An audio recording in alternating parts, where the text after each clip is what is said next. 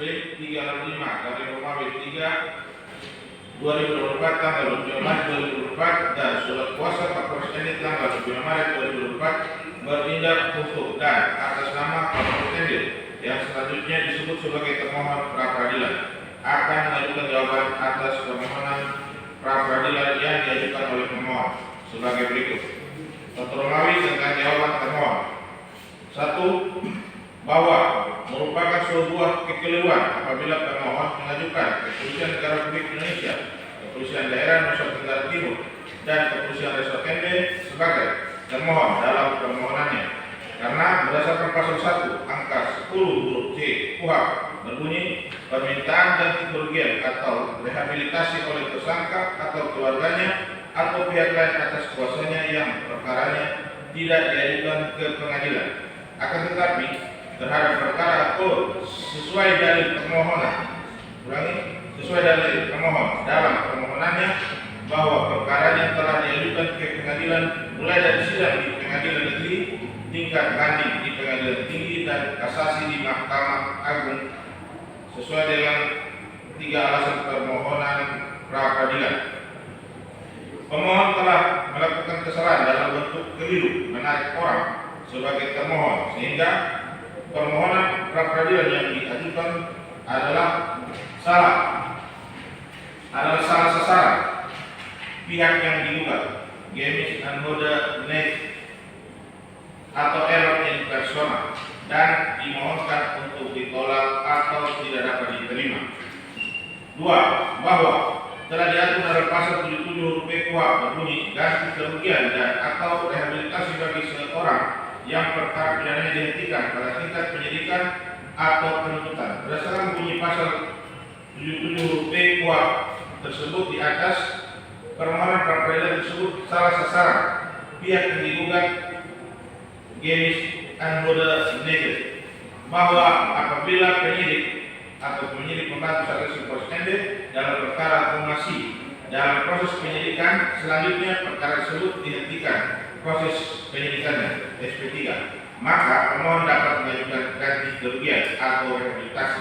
Akan tetapi sesuai permohonan dari pemohon yang didalilkan pada halaman 3 alasan permohonan pra peradilan bahwa perkaranya telah disidangkan di pengadilan, bukan dalam proses penyidikan.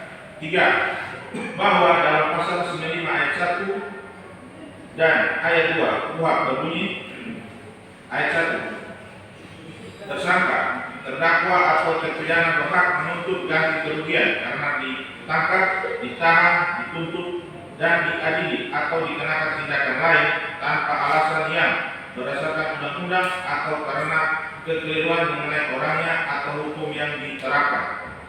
Ayat 2, tuntutan ganti kerugian oleh tersangka atau ahli warisnya atas penangkapan atau penahanan serta tindakan lain tanpa alasan yang berdasarkan undang-undang atau karena kekeliruan mengenai orang atau hukum yang diterapkan sebagaimana dimaksud dalam ayat 1 yang perkaranya tidak diajukan ke pengadilan negeri, diputus di sidang pra peradilan sebagaimana dimaksud dalam pasal 77 KUHP.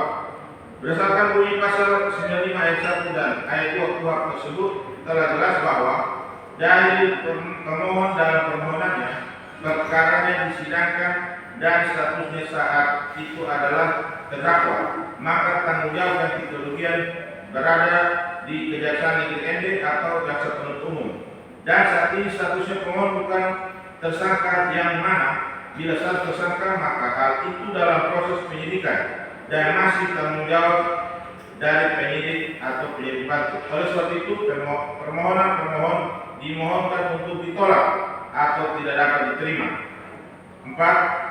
Bahwa termohon telah melaksanakan tugas sesuai dengan kewenangannya diatur dalam KUHP, yakni sejak diterbitkannya laporan polisi, dilakukannya penyelidikan dan penyidikan berupa upaya paksa dan pemeriksaan saksi sampai dengan pelimpahan berkas perkara yang kemudian berkas perkara dinyatakan lengkap P21 oleh Kejaksaan Negeri ND dan termohon menyerahkan tersangka pemohon kepada penuntut umum sebagai bentuk pelimpahan tanggung jawab untuk dapat disidangkan dalam pokok perkara.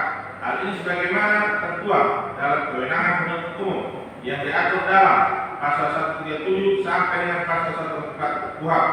Hal ini terbukti dan tidak adanya keberatan dari pemohon selama proses penyidikan seperti permohonan pra peradilan mengenai sah atau tidaknya penangkapan atau penahanan, sah atau tidaknya penggeledahan, sah atau tidaknya penetapan tersangka atau keberatan lainnya.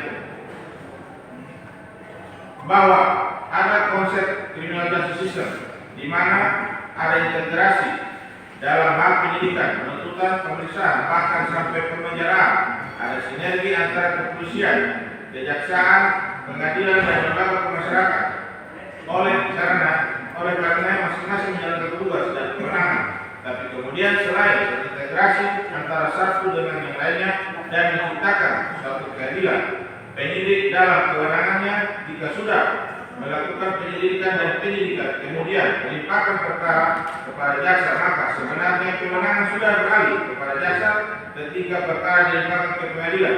Dengan kata lain, putusan bebas bukan kembali kepada tanggung jawab penyidik atau penyidik pembantu sesuai dengan dalil permohonan pemohon, karena yang dilakukan oleh penyidik sudah sesuai undang-undang yang berlaku. 6. Bahwa termohon tidak pernah memerintahkan pemohon untuk dikeluarkan dari sekolahnya selama proses penyidikan. Oleh sebab itu dalam permohonannya ditolak tidak mendasar.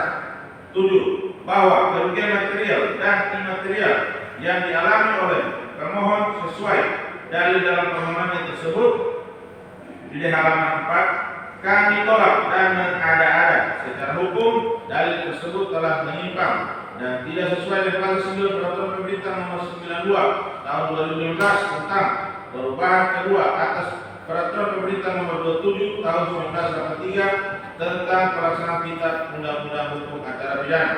8. Hal-hal yang tidak kami tanggapi dalam jawaban ini bukan berarti kami mengakui kebenaran dalil pemohon, tetapi dengan tegas dalil tersebut kami tolak dan tidak menerimanya kecuali atas hal-hal yang diakui kebenarannya oleh termohon. Romawi tentang permohonan termohon.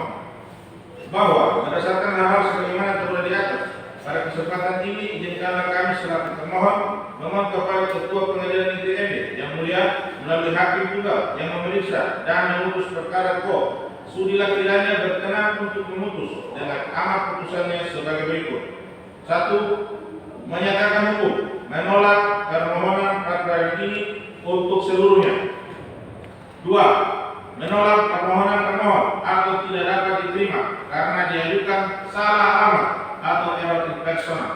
3. Menghukum pemohon untuk membayar segala biaya yang timbul dalam perkara ini. Atau jika yang mulia hakim pengadilan negeri MD berpendapat lain, mohon putusan yang seadil-adilnya. Demikian jawaban kami atas kearifan yang mulia hakim dalam memeriksa dan memutus perkara ini. Kami haturkan limpah terima kasih. Kiranya Tuhan memberkati kita. MD 27 Maret 2024. Hormat kami kuasa hukum termohon.